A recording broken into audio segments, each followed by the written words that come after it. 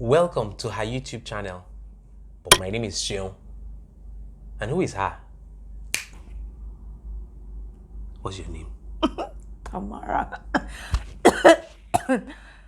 Tamara Ajasa. Yes, welcome to my YouTube channel. You can't steal my shine. Hello everyone, welcome back again to my YouTube channel. And of course, you know this is Oluwaseun Ajasa. My name is Seun. Whatever. So My name is Seun. see, there's no light. This place is hot. I'm sweating. Praying that NEPA will bring this light so AC will be blowing us in this video. Please, we have money. There's generator.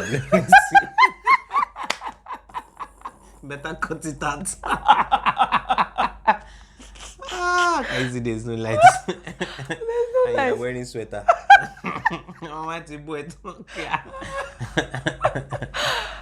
Okay. So let's get straight into it.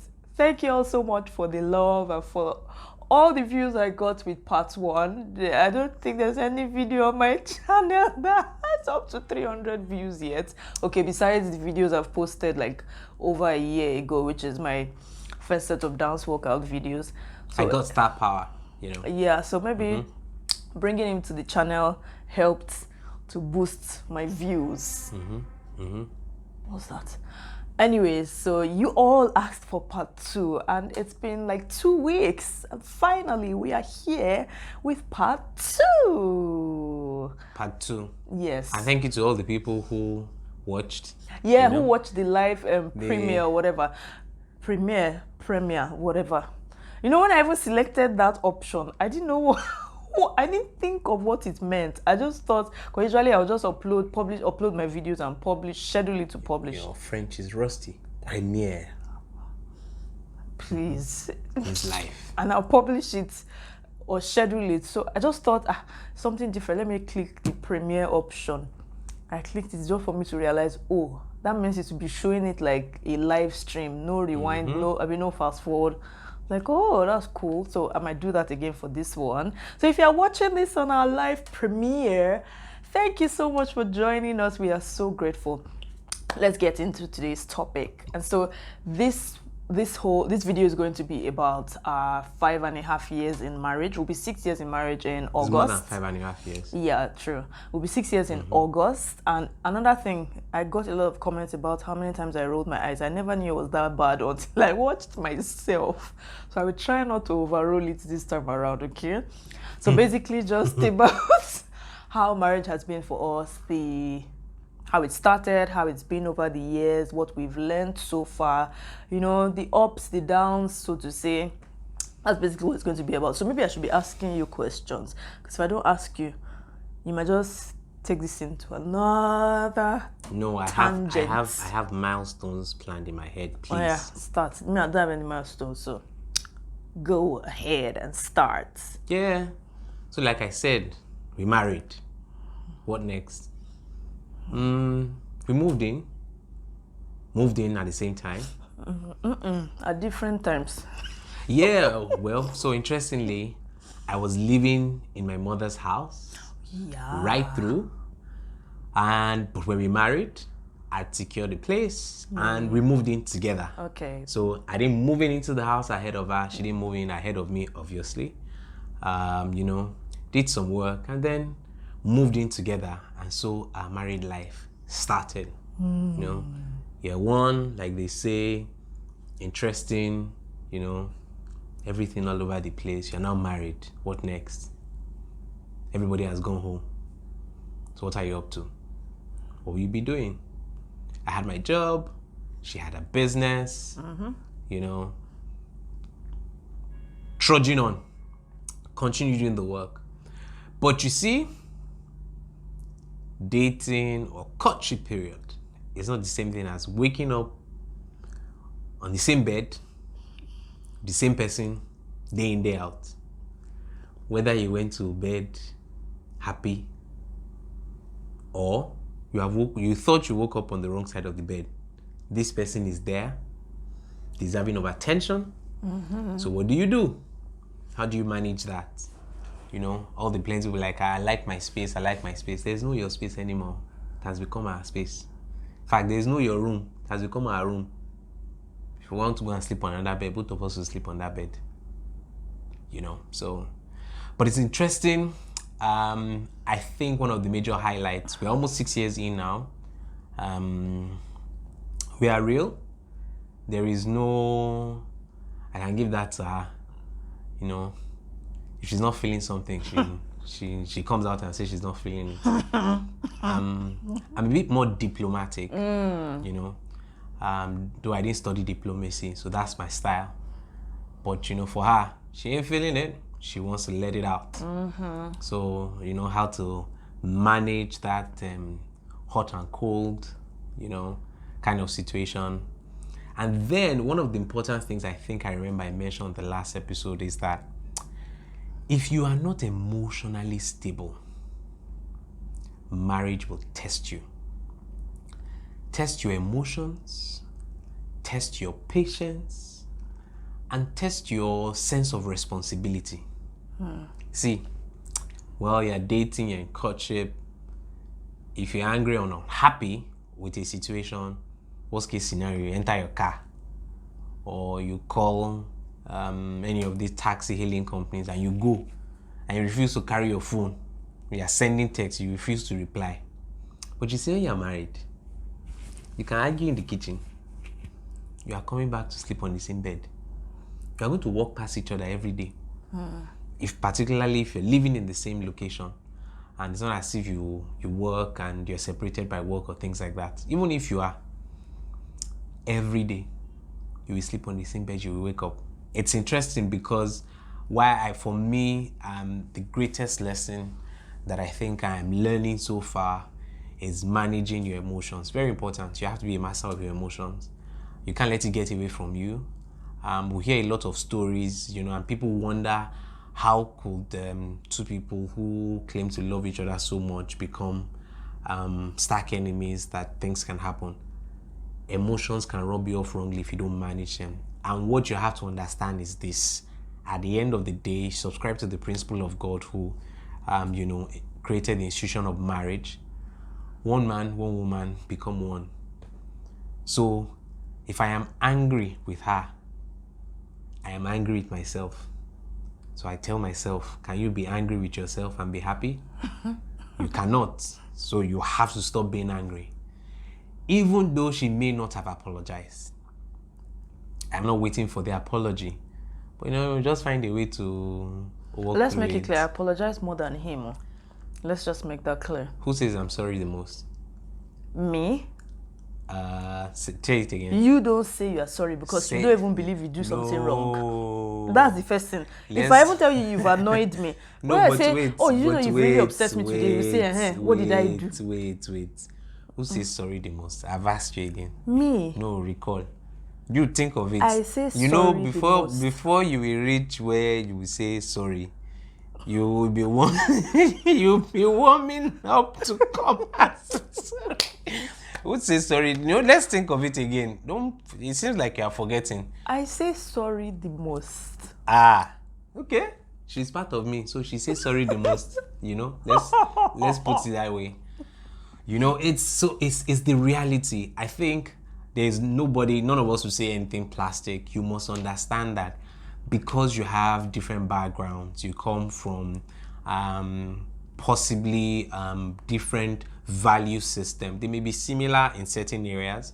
So you will find that those are touch points that you have to clear yourself. And you find also that as you are starting a family, then you need to agree because it's like a reset. Now you have the opportunity to write a slate. I remember one thing I used to tell her that if there is maybe a difficult issue or a problem or something that is, raising temperatures or anger, I would say, see, it's between you and I. Can I forgive you? Can you forgive me? If both of us can do that, then that means the issue can be solved. As long as you see it as between your spouse and yourself. There are emotions that will come, anger, rage, all of those things that are not the fruit of the Spirit. But you ask yourself, is it just the both of you? Is it between the decision both of you can take, like you have this 1,000 on the table now, either of you can take it and spend it? If that is the issue, it's between both of you, and then you take and say that, I'm sorry, I forgive, I this, I that. It's not as if you're asking to a third party or you did something with a third party, but between both of you. So what is very important that I find in the years is that there are situations that will stress you.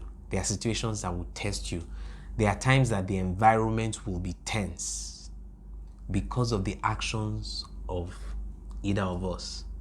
The environment will be tense. It could be your look. It could be your greeting or non-greeting. It could be your acknowledgement or non-acknowledgement of that person for whatever reason. But you can create a tense environment around you, and it tells on the body, it's some sort of stress. But that kind of thing over our short period is that we continue to work at these tensions. Let me start my own side by saying that I got into marriage with a very weird mindset. Weird in the sense that, okay, I wanted to get married from like maybe age 21 or something. I really wanted to get married. I would say interesting mindset. Interesting. Okay, not weird, Abby. Thank you.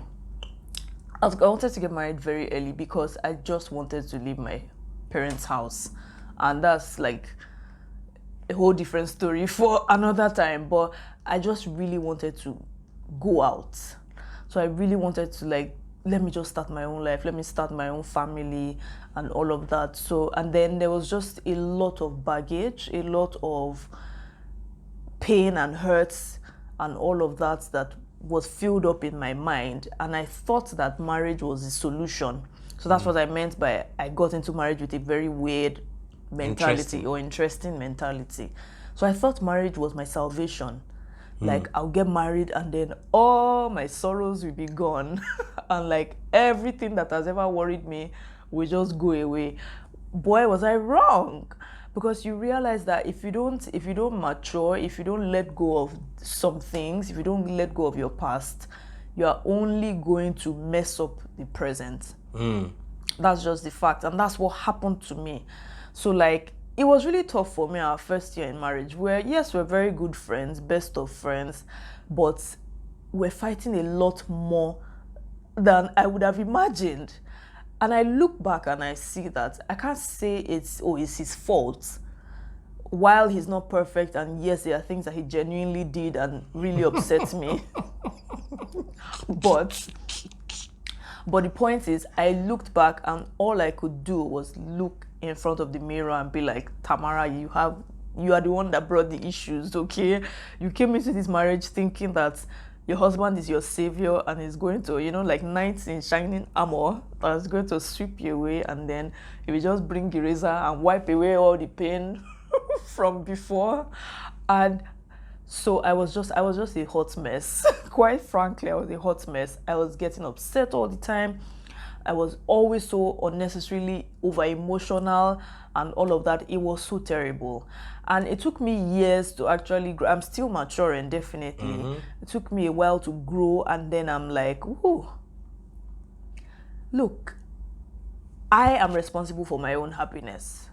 I am responsible for the joy that I radiate. I cannot say, because my husband did this to me or he doesn't do this, that I will now be sad and moody and depressed. It doesn't make any sense. And I had to quickly grow out of that. See me saying quickly, it took maybe like 2 years or 3 years to quickly grow out of that. And that's why I think it was sometime last year I told you that this has been the best year of our marriage. Because that was year 4 to 5. Yeah, it was about the 4th year. Can you imagine? The 4th year. Not like we were a sad couple or something, but I think I used to pick fights a lot, especially in the first year. It went down a bit, but it was until about the 4th year before I woke up and I was like, man, this has been the best. This has been the best, and it's always been better since then. And it made me see that everything really depends on you. If you are not fixed in quotes, and you go into marriage, either go into marriage, the marriage is not going to solve all your problems. It's not going to solve all your problems. But really getting past that, I think if I were to say like the trying times, it would be from our first son, when we had our first son, and I had to quit a lot of my jobs. Before we got married, I've always been a dance teacher, and I was taking Dance instructor. dance instructor. What's it? Teacher instructor, it's not the same thing. It's not. Whatever. Thank you. I'm a dance artist, dance personnel. But anyways, I had so many jobs then. In fact, I keep saying I was richer than him before we got married, but everything don't turn around now, which is okay. So she thought. Oh, come on, Jire, I beg go. Which money did you have? It's okay. So she thought. So I had a lot of jobs, and I had to drop all those jobs because getting pregnant then, I wasn't sure about what to do and what not to do, unlike in my second and third that I kept on with my dance, fitness and everything. So I dropped a lot of jobs, and it kind of it's my first time in a while that I didn't have my own income. And so I felt like, wow, I always have to be asking him for money. And that was so weird for me because I kind of like being independent, quotes. You can't really be independent in marriage. But so that was a tough time for me. And also the fact that I got so fat. That was my first time ever being fat. I'd always been skinny. But giving birth, breastfeeding, I got so fat and I was like, what is this? My career is gone. My life is finished. So it was really, really a tough time, but that was the toughest. By the time we had our second, I had learned a lot. I kept learning and I kept doing different courses to gain more knowledge, and it got better at each stage. But I've realized when I think, did we mention, yes, we mentioned in part 1 now when we said what Pastor said in that program was destiny clash. That's like, you should watch out for this. That first you marry your partner in destiny. That's what's most important about marriage. And I really see the significance of that in our marriage because my husband has been utterly instrumental in everything about my career since we got married.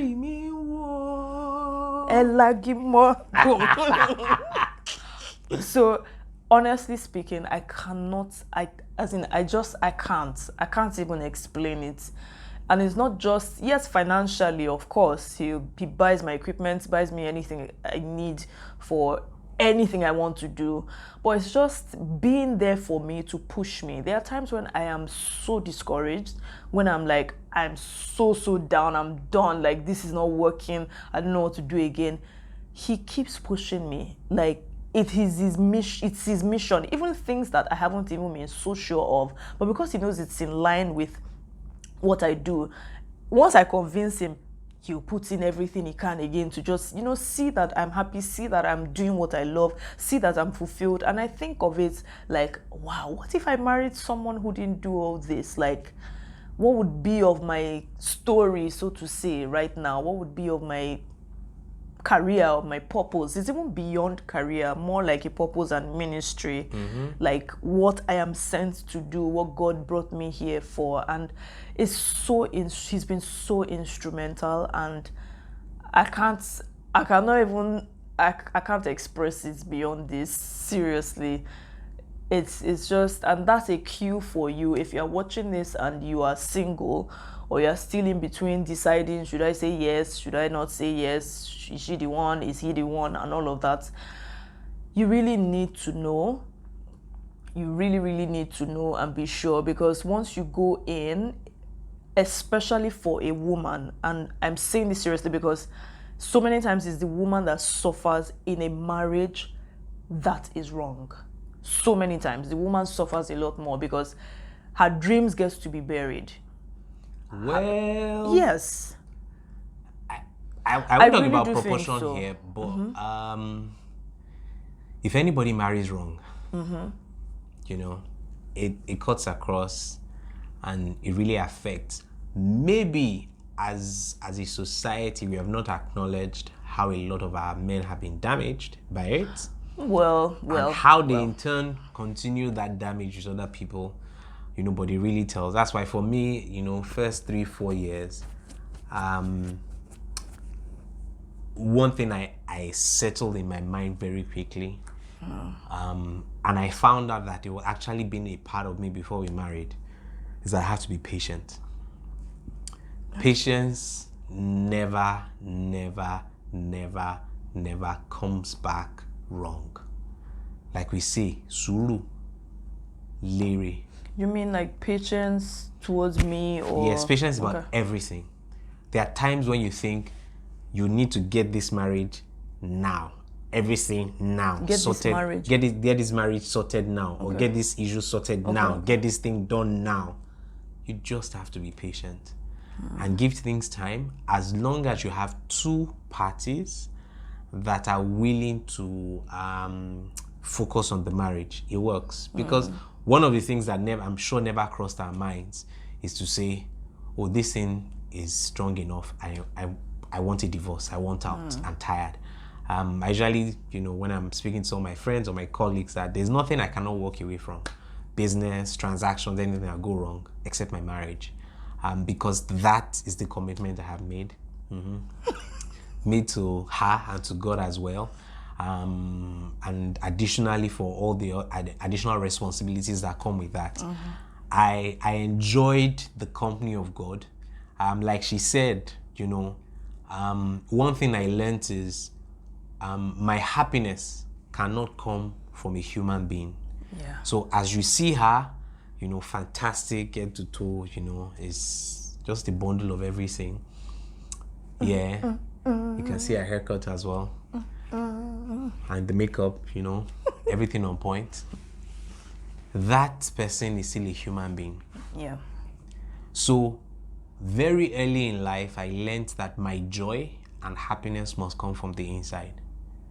It cannot necessarily be connected only to human beings. I'm not saying that they would, they should not bring you some level of happiness, some level of satisfaction and comfort.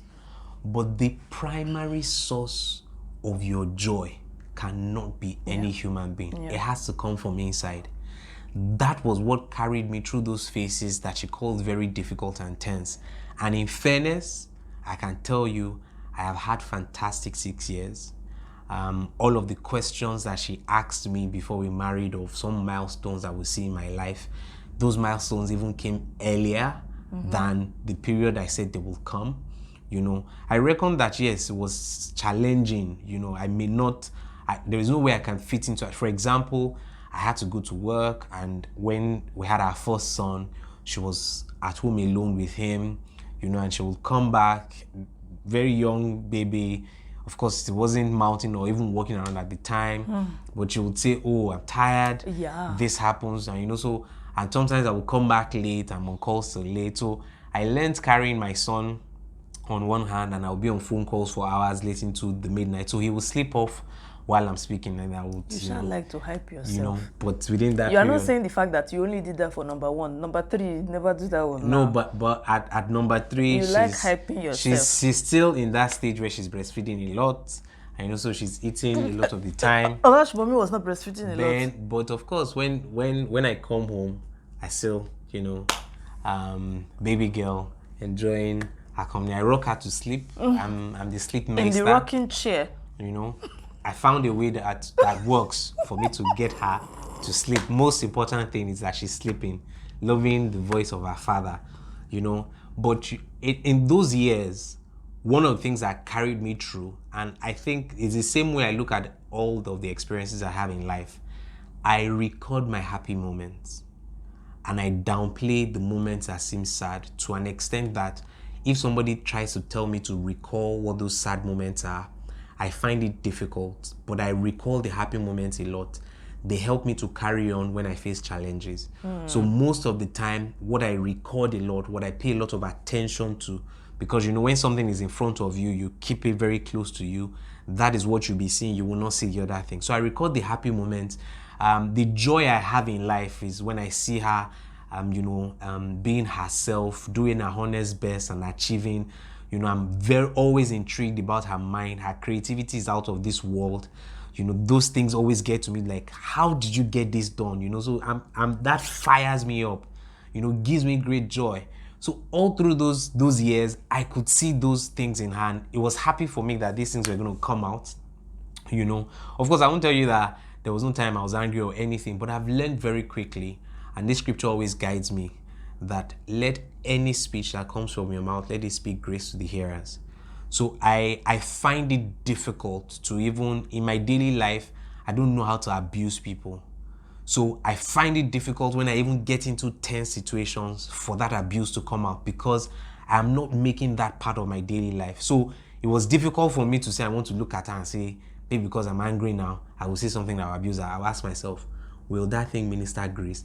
So I'm fighting that, no, this is my emotion, I'm feeling bad. But you know, the scripture is coming back to tell me, I know I'm not saying you're not feeling what you're feeling, but you know, look at the scripture again. What does it mean? You know, so that way I continue to edit myself. So by the time I will speak, the other person who is hearing, who could be her or anybody, needs to feel empowered from our conversation. So just like she said she says sorry more. I can count the times that she would say, she may not come out and say sorry. She will. I don't upset you that much. You are the one that upsets me a lot. I know, I swallow it. And you know, it germinates in the body. So, but me, if you tell me now that, oh, I've done this, I'm quick to say sorry. But she will come and, you know, You will say, she'll oh, come sorry. No, but I say sorry now. She'll come and try to join, you know, gum body to say, oh, okay, you know, you take it as that. That's what she does, that she's calling sorry. But you know, we take it like that. But you know, the reality is that I think we've been real.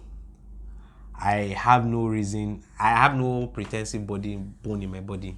You know, I'm who I am. And every day I try to see how I can be better. The good thing about her is that, you know, like I said, at the time, it's not as if she didn't have a filter, but you know, she says it. So, and when she says it, I get it. I use my own filter to adjust that, okay, what did she want to say? And so that is where I will take it as against what she has said.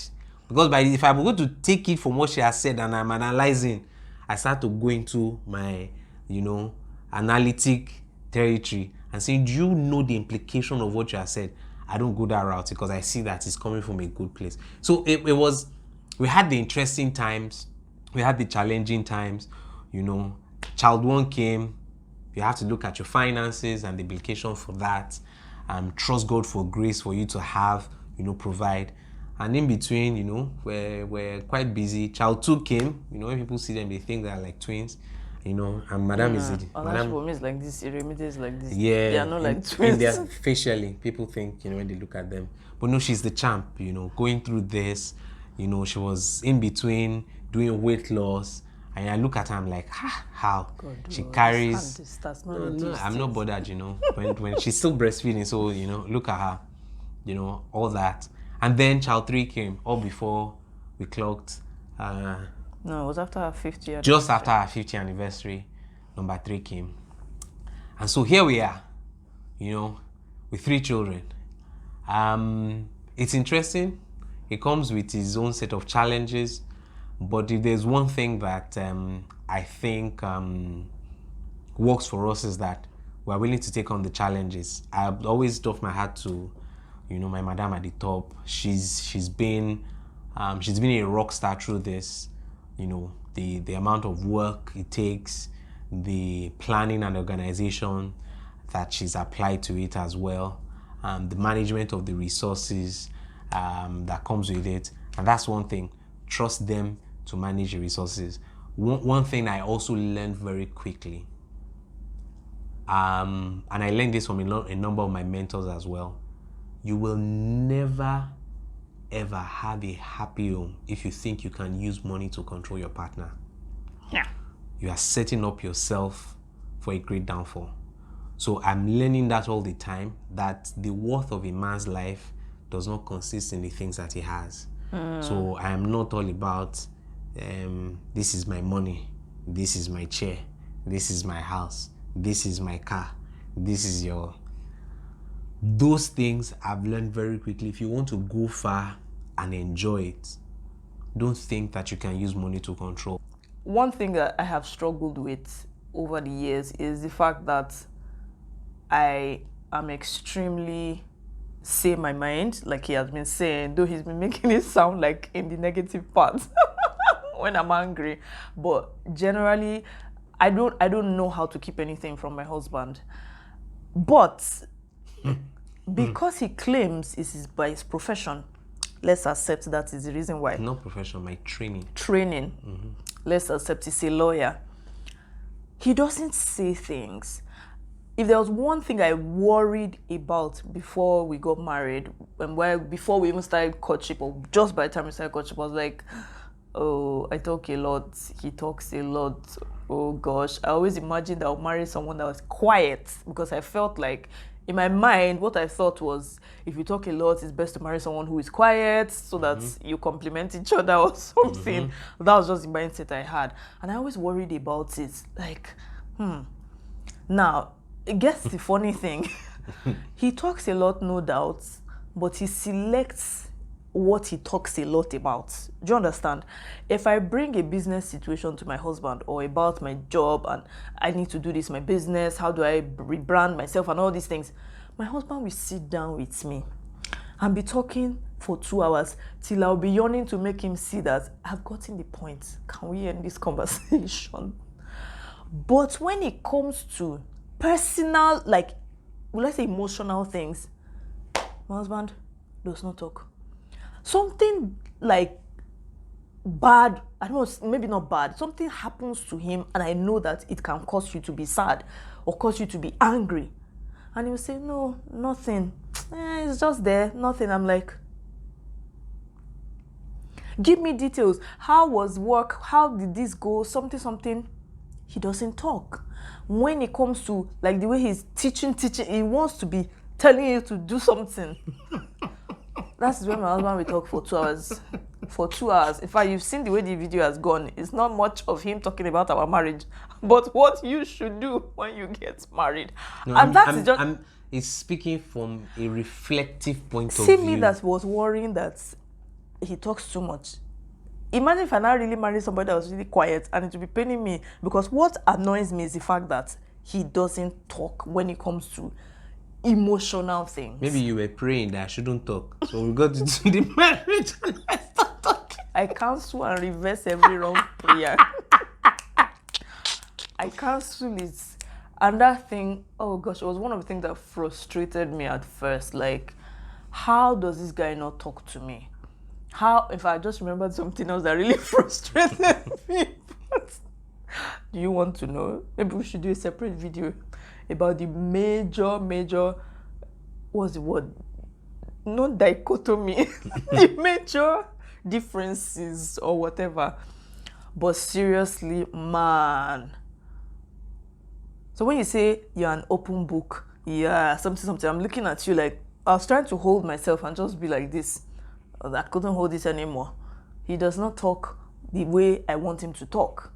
He will forget. In fact, there are things that it's maybe months after he's saying something, I'm like, oh, you never told me. It's like, yeah, I didn't tell you.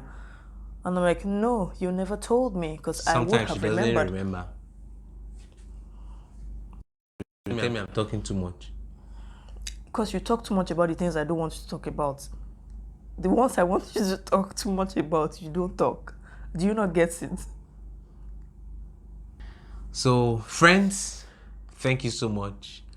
We have spoken, we have shared some of the things that we think. I've been rolling us as we go towards our 6th year in marriage. We definitely know that we have a long way ahead of us, but we are hopeful. We are prayerful, and we trust that we'll be able to make this work, God helping us all the way. So it has been my utmost pleasure for these 2 episodes to have been here. It's time to bow out. That I managed to put you on my channel. Our madam can close. Oh, of course, this is not the last time you're appearing on the channel. Well, maybe by that next time you need to pay me. My fees would have gone up. No problem. Okay, don't let them know. Cash madam. I said no problem simply because I have your cards.